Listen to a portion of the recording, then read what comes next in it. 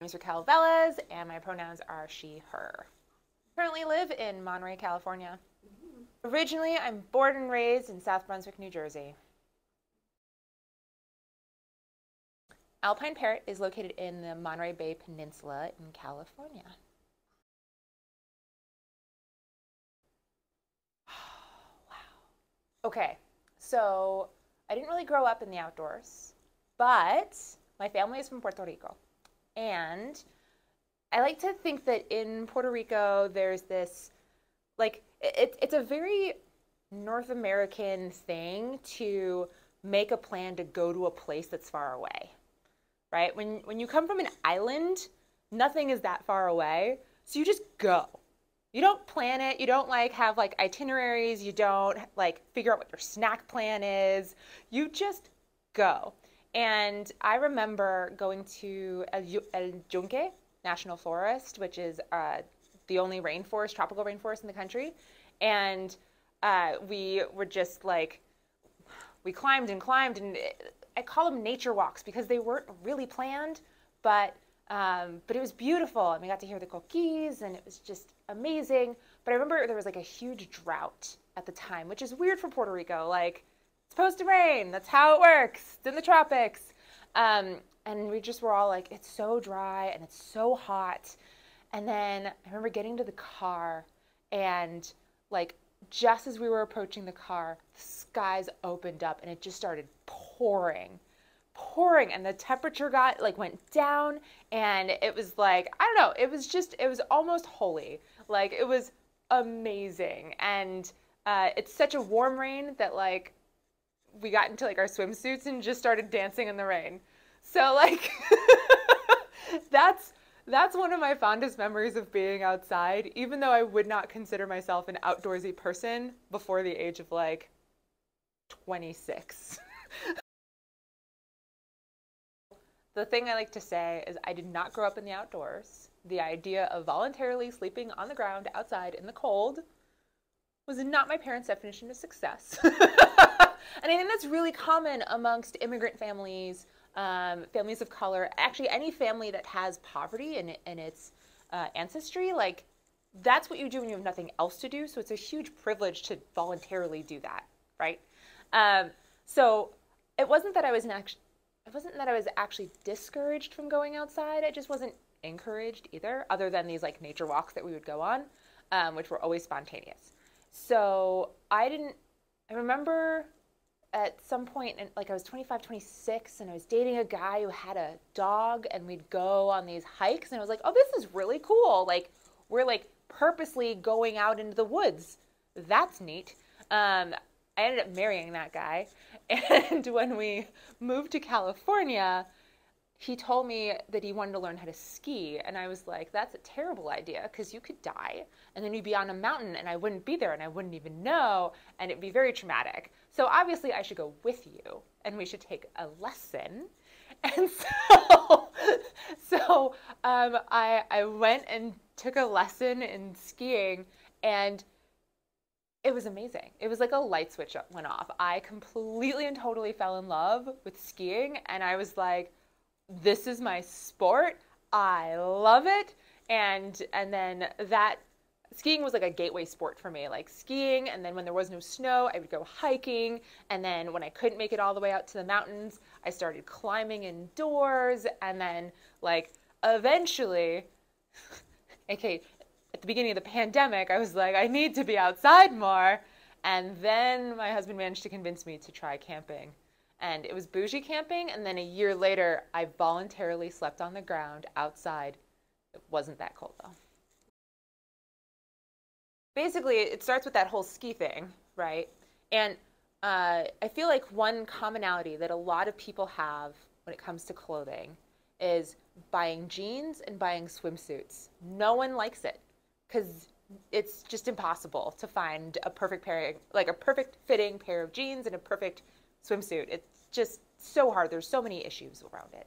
And so I have a degree in mechanical engineering, and I was like, well, how hard could it actually be to make my own pair of jeans? And so literally the same weekend, because I looked back on my calendar to verify this, the same weekend that I learned how to ski, I learned how to sew. because I was like, I'm going to learn how to make my own clothes. Like, surely this can't be that hard. Started out with a pillow, and then that turned into trying to make clothes from patterns. But the reality is that patterns have the same issue that ready-to-wear has. It all comes down to some designer has decided this is the ideal person who's wearing my clothes, and then they make a pattern that fits that person specifically. If you are outside of that vision, then you have a really hard time finding clothing. And for a long time, there was a very explicit vision of who should be wearing clothing that is really not reflective of the American public as we currently know it. So as I progressed in sewing, I got really frustrated with patterns because the beauty of patterns is that you can adjust them. But I got really annoyed with it. And so I was like, I'm a mechanical engineer. Surely I can figure out how to make my own patterns. And it turns out there was a pattern making school not 2 blocks away from where I worked at the time. And so I signed up for pattern making school. And in that school, it was actually a course. It was like a 2-year course. And I learned how to make my own patterns. I learned how to sew. And I learned what happens when you have clothing that's actually made for your body. It's like an incredible experience. You're like, oh my God, I have confidence in the world. It sounds silly that clothes can give you confidence, but fashionistas have known this for a long time. I was never a fashionista because I could never fit into anything that was like considered cool. And so when I finally could make my own cool things, my confidence skyrocketed. It was amazing.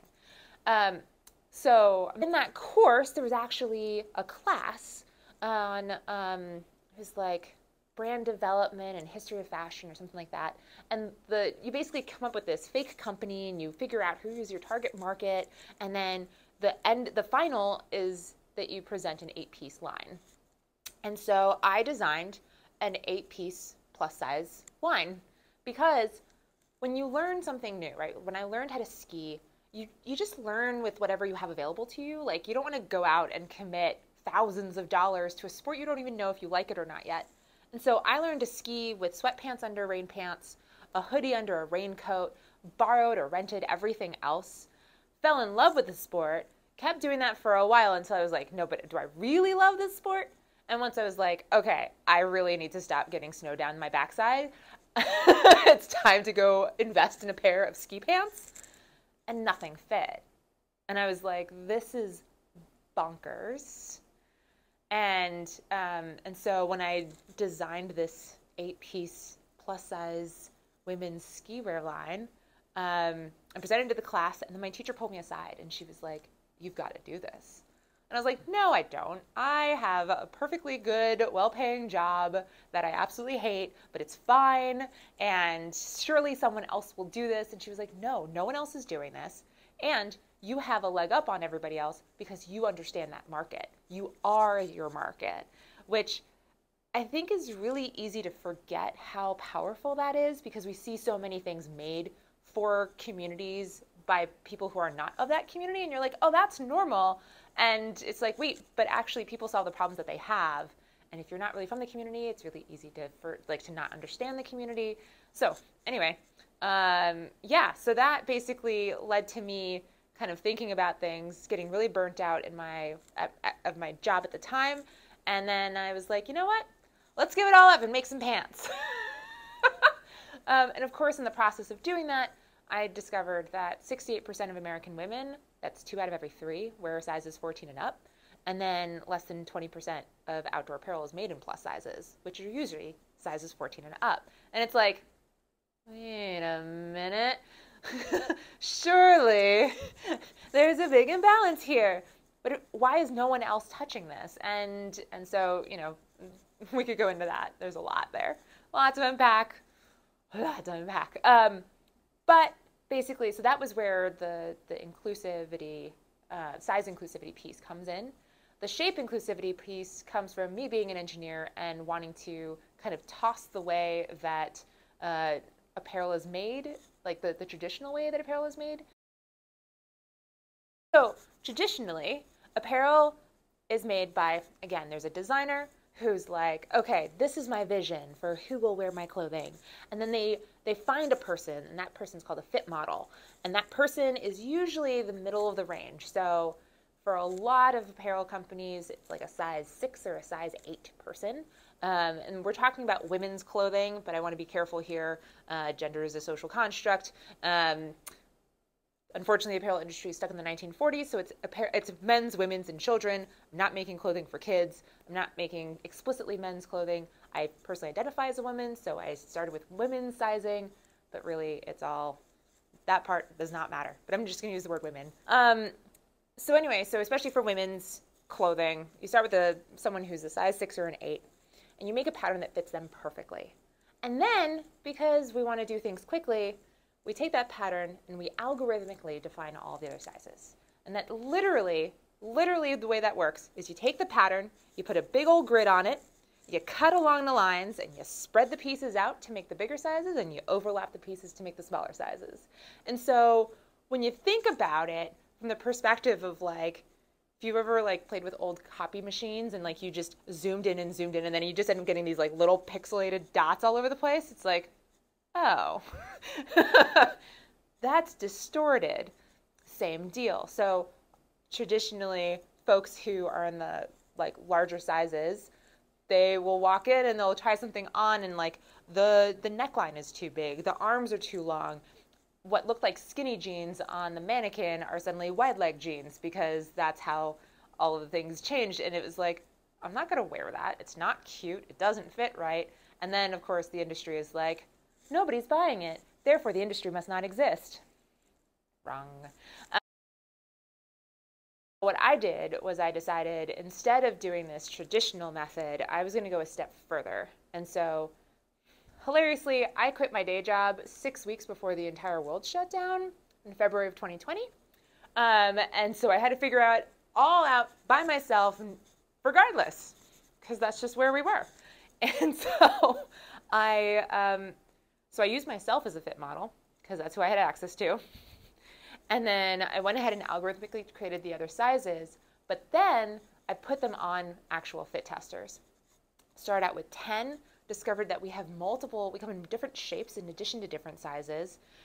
So I took that opportunity to develop 2 different fit styles, and then from there, I put it on another 30 people to test again, making sure that every single size is actually fitting human bodies and not just like completely out of nowhere, like hypothetical, I don't know, very strangely shaped humans. All right, so Alpine Parrot. There is one species of Alpine Parrot in the world. It is called the Kia.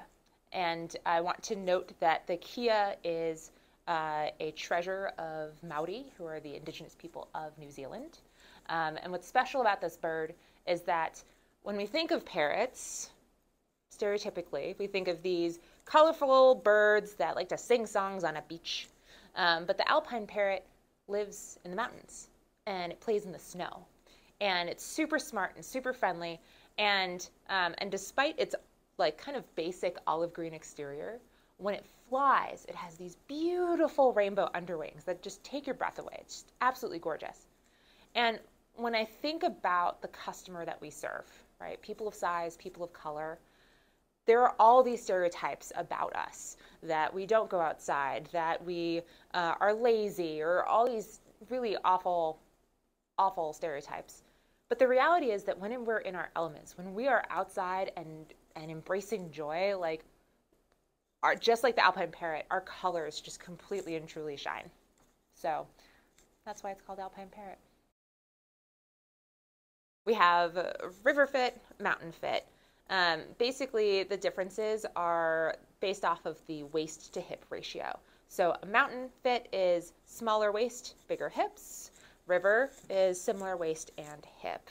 And so you could consider them kind of like pear and apple, but I prefer to compare myself to forces of nature rather than fruit.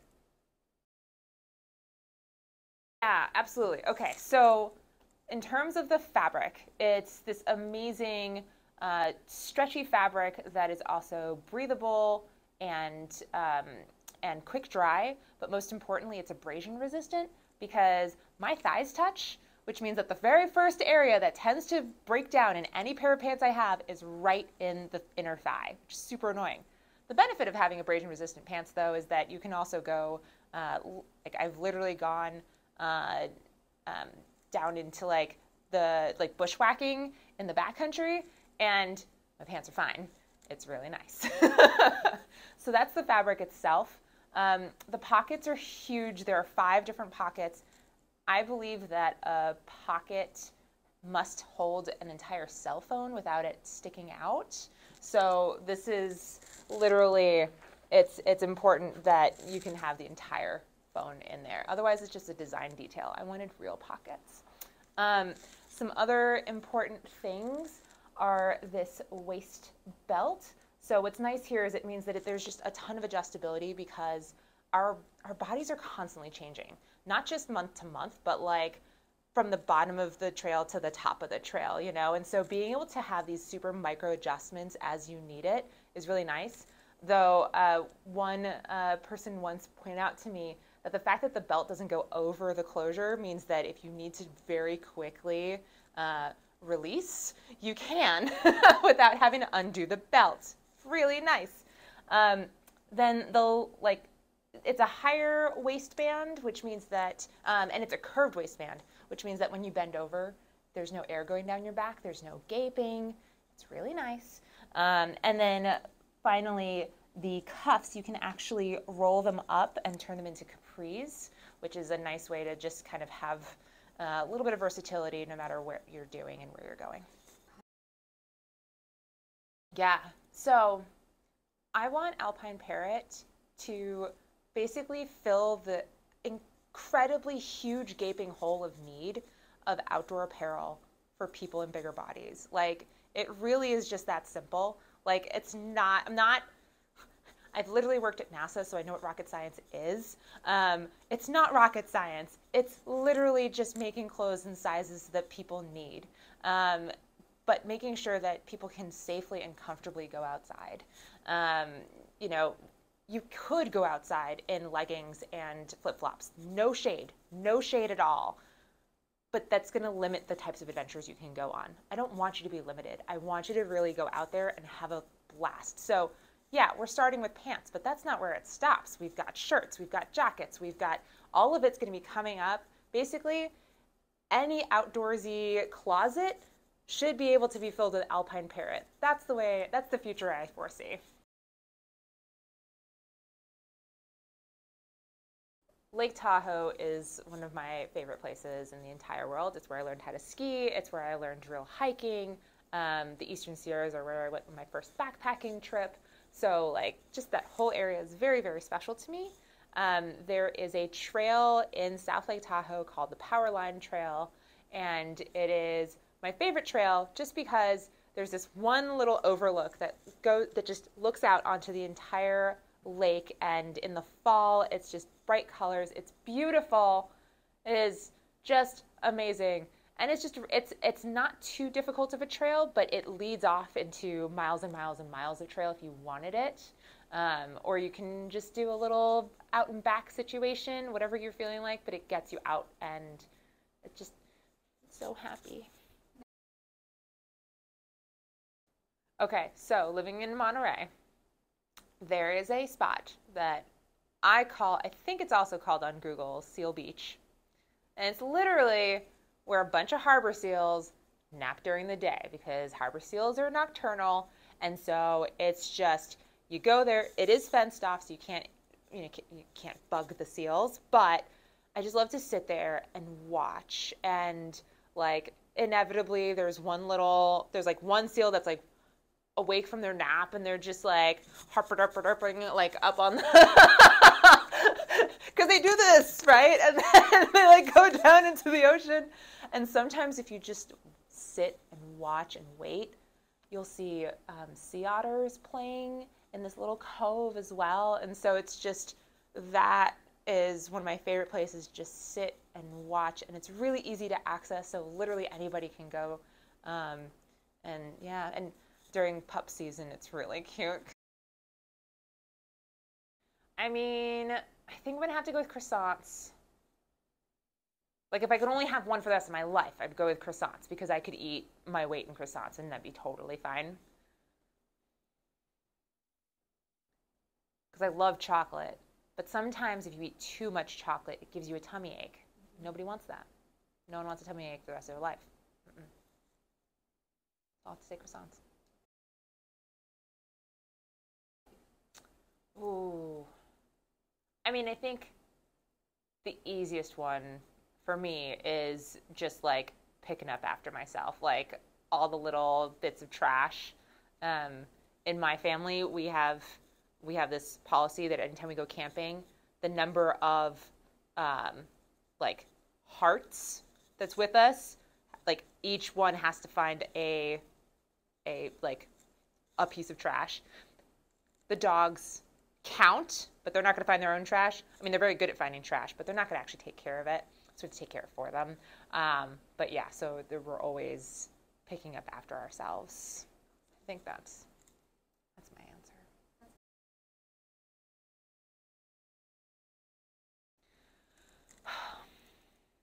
Dried mango.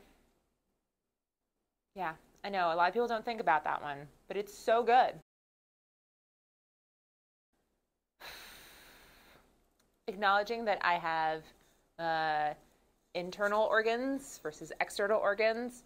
I freaking love my pea style because I do not enjoy dropping trow in the woods. I have like issues with it. Let's just be honest here. So being able to pee while standing up is amazing. I grew up in Jersey. We have soft serve. It's very similar. Mm-hmm. However, I will acknowledge that the creamy I had was creamier. I love boy bands from the 90s. I'm not gonna lie. Like there is just something very special to me about all the boy bands, and especially like the really weird ones that no one remembers, like Five and LFO and 98 Degrees. All good. All really good. I mean, Backstreet Boys and NSYNC, fine. All for One, also good, like, but just those little like niche, like one-offs, like one-hit wonders, but you bought the CD anyway and you listened to the CD over and over and over again.